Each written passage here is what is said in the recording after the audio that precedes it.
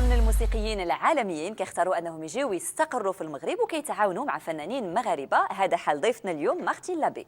مارتين لابي اللي متخصصة في الآلات النفخية واللي تعاملت مع الكثير من الفنانين المغاربة، وكما قالت ابتسام من الجيد أنه يكونوا عندنا فنانين أجانب كيشتغلوا هنا في المغرب، لأن هذا الشيء كيساهم في الترويج لثقافات أخرى وكذلك تعريف الثقافة المغربية في بلدان مختلفة. نشوفوا الروبورتاج ومن بعد نرجعوا.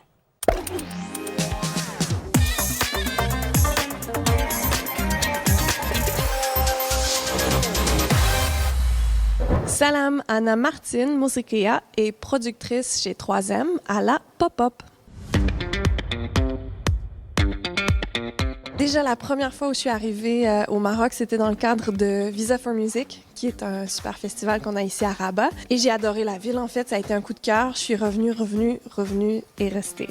Je pense qu'il y a énormément de points communs entre la culture québécoise. Donc moi, je viens de la partie francophone du Canada, le Québec, et la culture marocaine. On se rassemble autour de la nourriture, déjà, une bonne bouffe. Puis je pense qu'il y a quelque chose de l'accueil, puis de la générosité, puis d'avoir envie de connaître l'autre, qui est exactement pareil dans les deux cultures. Pour moi, faire de la musique, ça fait partie de ma vie depuis toute petite. Et donc, peu importe où je me situe dans le monde, je fais de la musique. Moi, j'ai grandi à Montréal. On a la chance d'avoir beaucoup de communautés de partout dans le monde. Puis j'ai appris beaucoup, justement, avec les communautés d'ailleurs. Mais j'avais pas trop connu l'Afrique du Nord ou même la musique orientale. Donc, quand je suis arrivée ici, j'ai découvert, en fait, l'immense richesse de la musique marocaine.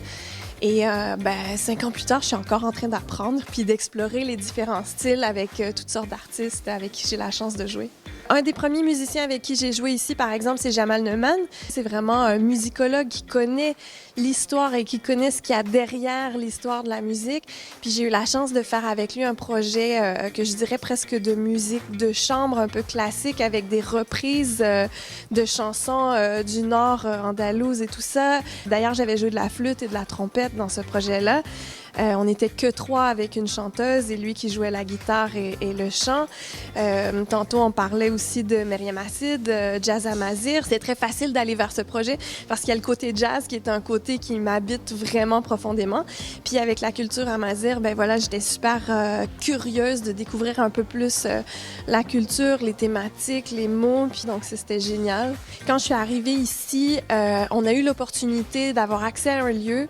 Puis on s'est dit pourquoi pas l'exploiter puis faire des activités. Puis ça, c'est quelque chose qui m'a vraiment aidée dans mon parcours. Avoir l'opportunité d'exporter la culture marocaine à l'extérieur du pays. Puis pour moi, c'est vraiment un honneur d'être capable de travailler à ce que des artistes aussi qui ont beaucoup à raconter puissent voyager à l'extérieur du Maroc et puis faire rayonner notre superbe culture marocaine.